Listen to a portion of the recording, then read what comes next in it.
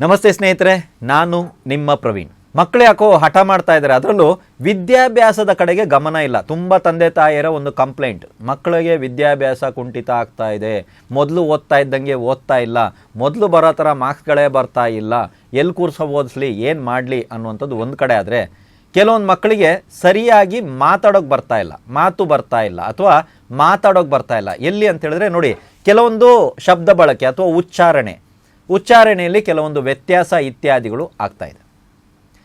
ವಿದ್ಯಾಭ್ಯಾಸದ ಸಮಸ್ಯೆ, ಇನ್ನೊಂದು ಕಡೆ ಬಂದ್ಬಿಟ್ಟು ಉಚ್ಚಾರಣೆಯಲ್ಲಿ ಸಮಸ್ಯೆ ಅಥವಾ ಮಾತಿನಲ್ಲಿ ಸಮಸ್ಯೆ ಇರುವಂಥ ಮಕ್ಕಳಿಗೆ ಅವರ ತಂದೆ ತಾಯಿಗಳು ಮಾಡಬಹುದಾದಂಥ ಒಂದು ಪರಿಹಾರ ಹೇಳ್ತೀನಿ. ಏನು ಮಾಡಬೇಕಂದ್ರೆ, ಇದನ್ನು ಮಕ್ಕಳು ಪ್ರತಿದಿನ ಸ್ನಾನಾದಿಗಳ ನಂತರ ನೀವು ಮಾಡಬೇಕಾಗುತ್ತೆ.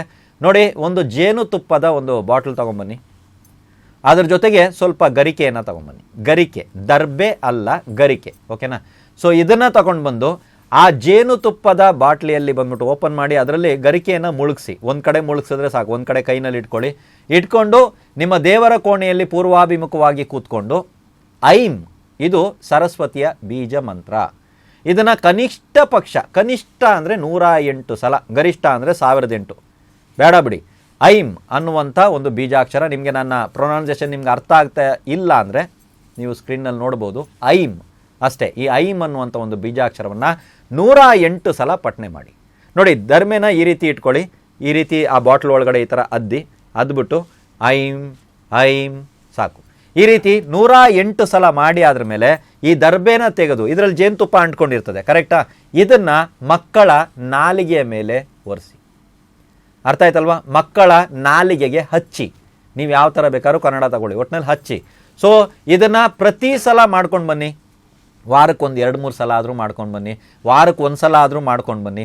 ಎಲ್ಲಿವರೆಗೂ ಮಾಡಬೇಕು? ಕೆಲವರಿಗೆ ಒಂದು ಯೋಚನೆ, ಪರಿಹಾರ ಕ್ರಿಯೆ ಎಷ್ಟು ದಿನ ಮಾಡಬೇಕು? ನೋಡಿ, ಎಲ್ಲಿವರೆಗೂ ನಿಮ್ಮ ಸಮಸ್ಯೆ ಪರಿಹಾರ ಆಗುತ್ತೆ. ಒಂದು ಸಲ ಮಾಡಿದ್ರೆ ಪರಿಹಾರ ಆಯಿತು, ಬಿಟ್ಬಿಡಿ, ಯಾಕೆ ಮಾಡೋಕ್ಕೆ ಹೋಗ್ತೀರಾ ಅಲ್ವಾ?